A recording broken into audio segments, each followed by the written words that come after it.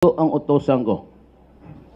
At kung kayo ang hostage doon, say you're our fathers because I will never pay any to retrieve you. Wala.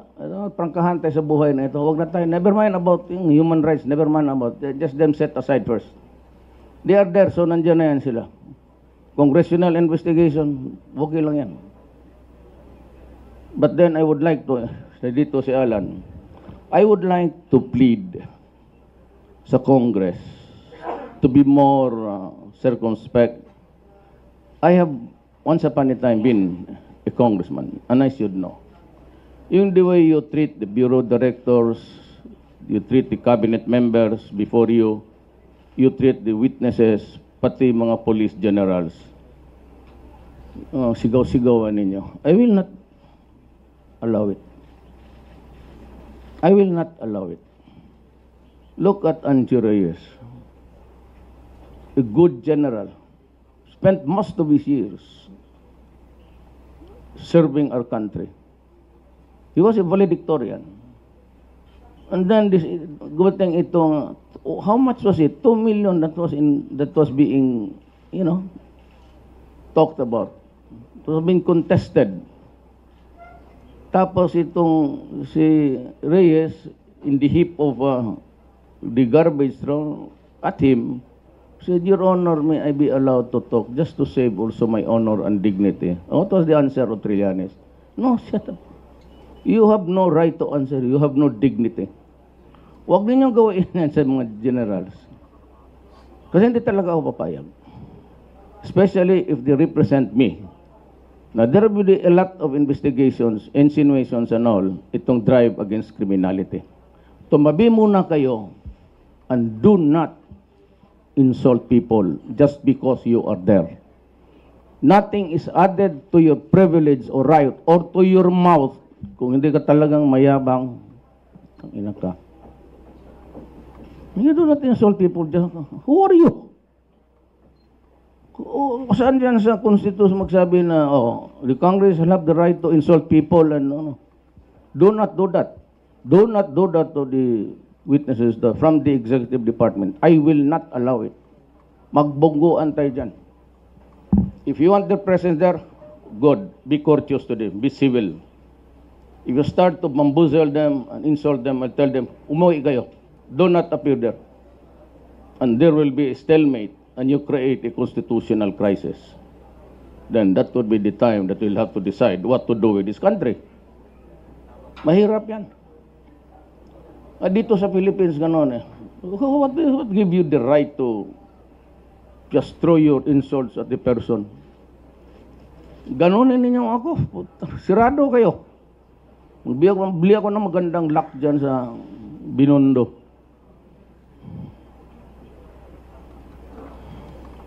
Wag ganun. Kasi mahirap yan eh. So we have this mandatory, I will study. But I think departmental, especially yung crossing between departmental channels should be faster. So that's the secretary. The secretary should go to the secretary also. No delays. Intindihan na siguro. So prepare yung mga naglakbay aral ngayon. There was such abuse of people's money. Seminar. Biro mapadala ka doon ng 300, 400. Pagdating magsibatan lang yan. Kagaya namin noon. Ako hindi ako kilig kasi ang sinasabi ng gago, mas alam ko. So when I start to hear lecturing on some na medyo't mali pa, uwi na ako. Buang ito, walang alam. Bakit ito ang pinadala dito? At itong Civil Service Commission, pinadalahan pa naman ako ng subpoena kasi violation of ethics, nagpuputang yan. Human Rights and the Civil Service Commission. You may disagree by what I say, but you have to defend my right to say it. That's freedom of expression. those words come from Disraeli. Just because you have the laws there, you do not override the highest constitutional right of a person. If he wants to make a fool of himself, let him be. That is his constitutional right, the highest law of the land. Never mind about ethics. Ethics, the standards ethics cannot override a constitutional provision of freedom of expressions and of speech. Note that. And human rights. Every time I make a gesture, explain.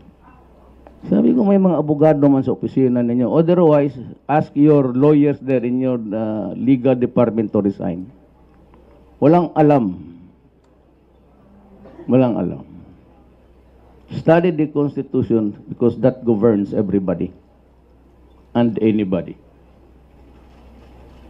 Dito sa civil constitution, there will be a seminar, local, maybe one afternoon every week from one. You have to mend your ways, be courteous, be respectful to the public because they are the ones, the public is paying for your salary. Dito kasi supladuhan, kaya there's a metamorphosis that changes the mind of a person if he joins government. Lalo na itong malalaking position. Akala mo sino na? For example, this one mayor sa Metro Manila. Hindi lang siya nakilala ng mga waiter sa kasi KFC o Jollibee. Sinirahan niya yung if I were the president at the time, tapos marinig yan, I suspend you. Was he charged? Oppression. Why? Insecurity. Kung hindi ka lang makalam ng tao, ba't masuspend yung... Who are you to be recognized anyway? For all you know, yung tao, yung salary niya noon at source and taxation, she pays for your salary. So why do you take offense if she doesn't know you? And who are you to be known also? Especially if you are into graft and corruption. With more reason nga dapat hindi ka talaga batiin eh. It's the metamorphosis that goes around the mind of people in government. You shape up. You shape up. Do it, be courteous to everybody. Baski wala kang ngipin. Try to save some money para sa pustiso. You smile. Do not be ashamed to smile because wala kang ngipin. Magpadagay ka ng pustiso, tumawa ka. Para nga, that's the only language that, you know. Alam mo kasi pag sabi-sabi ko lang, ngayon I ask you in with sincerity. Kaya nilalagyan ko ng color of, hindi naman insult, but yeah, sabi ko, paski pangag ka. You smile. Wala kang ngipin, well, save enough money to have your smile. Be courteous. Dinagdagan ko yan ng medyo pa-slide na insulto, but that's it. Wala tayong magawa. Now, itong the reason why there is a flooding and proliferation of drugs is because of the inutility of the barangay captains. It should start from there. Sila yung nakakilala ng mga tao. Na ngayon, pag hindi ako satisfied sa drive ng drugs because I will issue the guidelines, the war against drug must start in the barangay level. I will give you, hindi na ako bibigay sa ng mga tanod. Walang ginawa yung hindi mag-inom, mag-abuso. I will recruit people, SCA, parang yung CHDF sa police. Only those who have completed ROTC at my neuro because pahawakan ko ng baril. Those already ex-soldiers or have retired because the family doesn't. Yun yan sila who has had at least the barest minimum of gun handling and law enforcement. But there will be classes for them. but they will be under the supervision of the barangay captain para hindi matakot